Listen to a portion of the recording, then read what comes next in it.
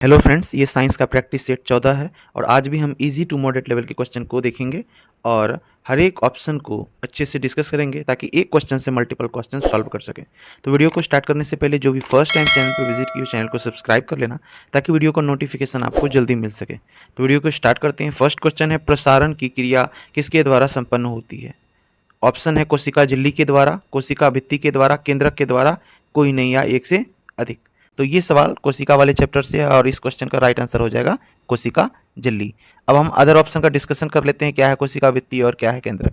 जो सेल होते हैं, ठीक है, सेल के बाहर एक आवरण पाया जाता है जिसे कि कोशिका झिल्ली कहते हैं, और जो कोशिका भित्ति होते हैं वो केवल प्लांट सेल में पाए जाते हैं। प्लांट सेल जो होते हैं उसमें पाए जाते हैं कोशिका भित्ति। बट जो कोशिका झिल्ली होते हैं और जो केंद्रक है वो प्लांट सेल रहे चाहे एनिमल सेल रहे, दोनों में पाए जाते हैं। इनका थ्योरी, इसका हमने यहाँ पे तीनों का हल्का हल्का थ्योरी डाल दिया है ताकि आप इसका स्क्रीनशॉट ले सकते हैं और इनसे रिलेटेड बहुत सारे क्वेश्चन सॉल्व हो जाएंगे। तो जो कोशिका झिल्ली है उसके बारे में पॉइंट आउट किया है कि कोशिका झिल्ली में एक लिपिड बाइलेयर होता है जो अर्धपारगम्य होते हैं, और जो अर्धपारगम्य होते हैं ना, इसी वजह से जो होते हैं ये परासरण की विधि करने में हेल्प करते हैं कोशिका झिल्ली, ठीक है। और ये कोशिका झिल्ली जो होते हैं कोशिका में प्रवेश करने और बाहर निकलने वाली सामग्रियों के परिवहन को नियंत्रित करती है। और जो कोशिका भित्ति होती है वो किस में पाए जाते हैं? पौधे वाली यानी प्लांट सेल में पाया जाता है। तो पौधे की जो कोशिका भित्ति होती है उन्हें निश्चित आकार, पौधे जो निश्चित आकार कौन प्रदान करते हैं? ये कोशिका भित्ति प्लांट कोशिका में, ठीक है। शरीर और कठोर प्रदान करती है, यानी कठोरता कौन प्रदान करती है? ये कोशिका भित्ति, ठीक है, प्लांट वाले सेल में।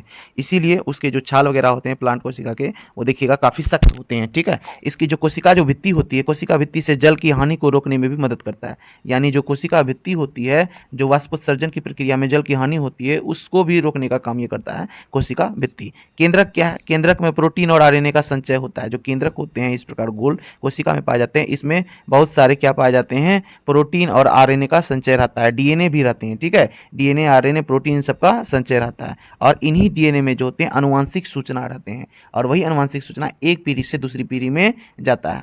कोशिका विभाजन में ये भाग लेता है। जो केंद्रक होते हैं ये कोशिका विभाजन में भाग लेते हैं, राइबोसोम का जनन करता है। उसके बाद ये केंद्रक और अन्य जीवित कोशिकाओं के बीच अनुवांशिक गुणों का आदान प्रदान करता है। क्यों आदान प्रदान करता है? तो जो डीएनए होता है इसी में होते हैं अनुवांशिक सूचना, और ये एक से ये माता से उसके बच्चों में जाता है, तो इस प्रकार गुणों का आदान प्रदान होता है। तो इसमें केंद्रक की अहम भूमिका होती है। चलते हैं अगले प्रश्न की ओर। अगला प्रश्न है कि दूध प्रोटीन को पचाने वाला एंजाइम है।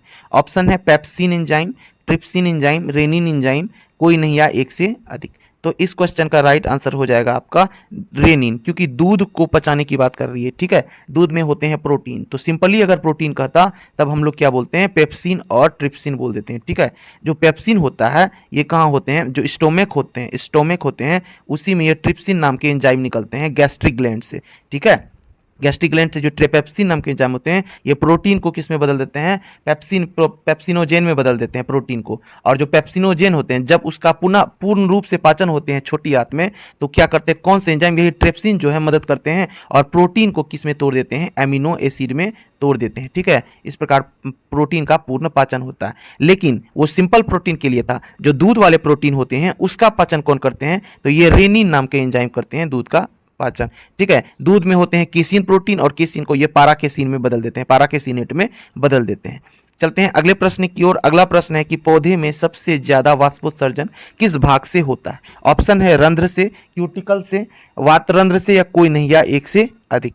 तो इस क्वेश्चन का राइट आंसर हो जाएगा, चूंकि पूछा है ज्यादा वाष्पोत्सर्जन, ठीक है, तो हो जाएगा राइट रंध्र से, ठीक है। जो रंध्र होती है ये पत्तियों में पाई जाती है, ठीक है। ये किस में पाई जाती है? ये पत्तियों में पाई जाती है, और यही क्या करते हैं? वाष्पोत्सर्जन में मदद करते हैं, ठीक है। लेकिन जो वातरंध्र होती है ये किस में पाए जाते हैं? ये तना में पाए जाते हैं, और ये तना में पाए जाते हैं, और ये गैस का एक्सचेंज करते हैं, गैस एक्सचेंज करने में ये मदद करते हैं। और जो क्यूटिकल है ये जस्ट रंध्र का उल्टा करते हैं, ये क्या करते हैं? वाष्पोत्सर्जन को रोकते हैं, वाष्पोत्सर्जन करने से रोकते हैं, ठीक है। इसका हमने यहाँ पे पॉइंट भी लिख दिया है। यहाँ पे जो रंध्र में पत्ती होती है उसका काम होता है वाष्पोत्सर्जन करना। वातरंध्र कहाँ पाए जाते हैं? तने में, ये गैस का आदान प्रदान करने में मदद करता है। क्यूटिकल वाष्पोत्सर्जन का विरोध करता है। चलते हैं अगले प्रश्न की ओर। अगला प्रश्न है लसिका में नहीं पाए जाते हैं। ऑप्शन है आरबीसीएस, डब्ल्यूबीसीएस, ब्लड प्लेटलेट्स, कोई नहीं या एक से अधिक।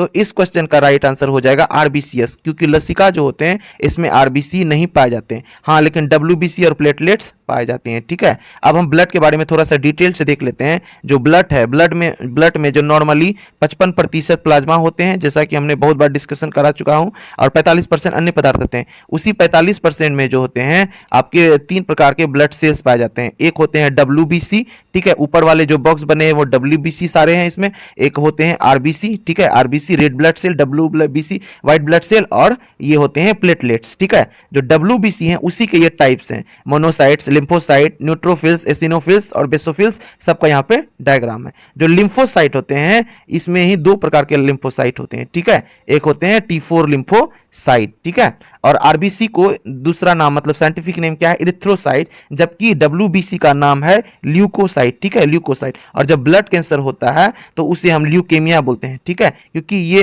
डब्ल्यूबीसी में अनचाहा वृद्धि होने लगता है, इसीलिए उसे हम ल्यूकेमिया बोलते हैं। और जो आरबीसी होते हैं उसको बोलते हैं इरिथ्रोसाइट। ठीक है, और जो प्लेटलेट्स होते हैं उसको प्रोथ्रोम्बोसाइट बोलते हैं। ठीक है, प्रोथ्रोम्बोसाइट्स बोलते हैं। तो तीनों का साइंटिफिक नाम जान गए, डब्ल्यूबीसी का ल्यूकोसाइट, आरबीसी का इरिथ्रोसाइट और प्लेटलेट्स का प्रोथ्रोम्बोसाइट।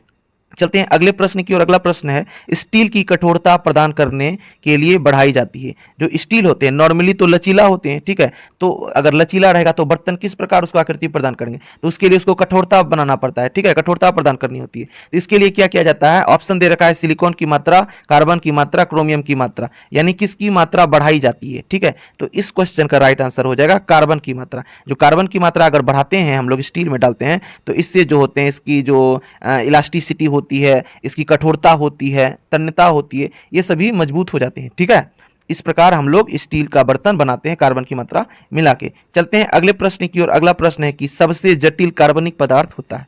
ऑप्शन में है वसा, प्रोटीन, कार्बोहाइड्रेट, कोई नहीं या एक से अधिक। तो इस क्वेश्चन का राइट आंसर हो जाएगा प्रोटीन। प्रोटीन जो होते हैं सबसे जटिल कार्बनिक पदार्थ होते हैं। ठीक है, जबकि प्रोटीन की अपेक्षा कार्बन और वसा जो होते हैं कम जटिल होते हैं। ठीक है, अब कार्बन और वसा दोनों ही क्या करते हैं, दोनों ही ऊर्जा प्रदान करते हैं। ठीक है, दोनों ही ऊर्जा प्रदान करते हैं, लेकिन अगर कार्बन और वसा की बात किया जाए तो कार्बन और फैट जो है इन दोनों में सबसे अधिक जो होते हैं ऊर्जा कौन प्रदान करता है, वसा। ठीक है, ये भी प्रदान करते हैं, लेकिन इंस्टेंटली अगर आपको वसा की ये ऊर्जा की जरूरत है, एनर्जी की जरूरत नीड है, तो आप फैट ले सकते हैं। कार्बन जो होते हैं वो जो होते हैं 1 ग्राम कार्बन से जो होते हैं 4 किलो कैलोरी ऊर्जा प्राप्त होता है। ठीक है, वही अगर वसा की बात करें तो 1 ग्राम अगर फैट से 9 किलो कैलोरी ऊर्जा प्राप्त होती है। इसी वजह से जो होते हैं वसा सबसे अधिक इंस्टेंट एनर्जी देते हैं। ठीक है, कार्बोहाइड्रेट भी एनर्जी देते हैं, ये भी ग्लूकोज को तोड़ के ऊर्जा का ही प्रोवाइड करते हैं हम लोगों को। ठीक है, चलते हैं अगले प्रश्न की ओर। अगला प्रश्न है, निम्नलिखित जीवाश्म ईंधनों में से कौन सा स्वच्छतम ईंधन है। ऑप्शन दे रखा है कोयला, पेट्रोल, प्राकृतिक गैस, कोई नहीं या एक से अधिक। तो इस क्वेश्चन का राइट आंसर हो जाएगा प्राकृतिक गैस। क्यों प्राकृतिक गैस हो जाएगा, क्योंकि कोयला जो है, कोयला में तो सबसे अधिक 77 से लेकर 80% के करीब करीब जो होते हैं आपके कार्बन पाए जाते हैं, इसलिए ये तो सबसे स्वच्छ अशुद्धतम हो गया। अब पेट्रोल में भी कार्बन की मात्रा पाई जाती है अच्छी खासी। ठीक है, पेट्रोल में पाई जाती है, लेकिन प्राकृतिक गैस में जो है बहुत कम, 0.0 कुछ 3 या और 5 के करीब करीब ये कार्बन पाए जाते हैं। तो इसीलिए जो अगर इन तीनों की कंपेरिजन में प्राकृतिक गैस जो होते हैं स्वच्छतम ईंधन होते हैं। ठीक है, चलते हैं और कोयला की बात करें तो सबसे अच्छे क्वालिटी का कोयला होते हैं एंथ्रासाइट। ठीक है, एंथ्रासाइट। चलते हैं अगले प्रश्न की ओर। अगला प्रश्न है कि यंग प्रत्यास्था गुणांक का एसआई मात्रक होता है।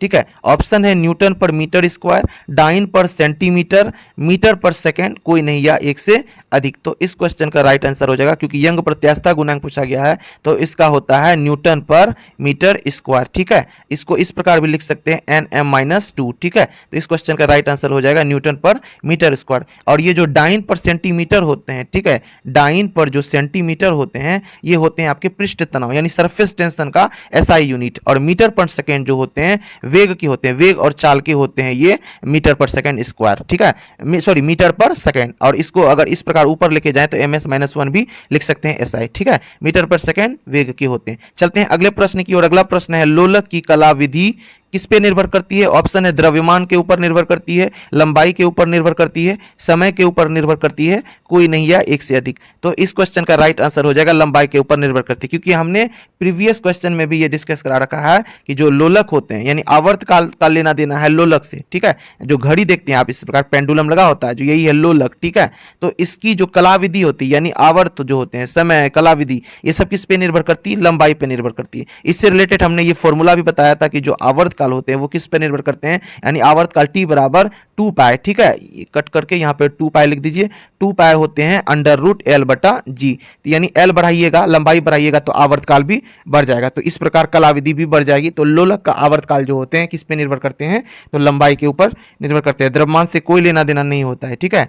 चलते हैं अगले प्रश्न की ओर। अगला प्रश्न है कि कॉस्मिक किरणें हैं, आवेशित कण है या अनावेशित कण है या आवेशित अनावेशित दोनों है, कोई नहीं या एक से अधिक। तो इस क्वेश्चन का राइट आंसर हो जाएगा आवेशित कण है, जो कॉस्मिक रे होते हैं, ठीक है। कॉस्मिक रे जो है वो पॉजिटिव चार्ज आवेशित कण है, ठीक है। ये पॉजिटिव आवेशित कण होते हैं कॉस्मिक किरणें। ये था आज का आखिरी प्रश्न। अगर ये एमसीक्यू सीरीज कंटिन्यू हमारे चैनल पे चल रही है, अगर आपको अच्छी लग रही है तो आप चैनल को सब्सक्राइब करके आप डेली एमसीक्यूज देख सकते हैं, ठीक है। मंडे से लेकर सैटरडे तक ये एमसीक्यूज चलती है।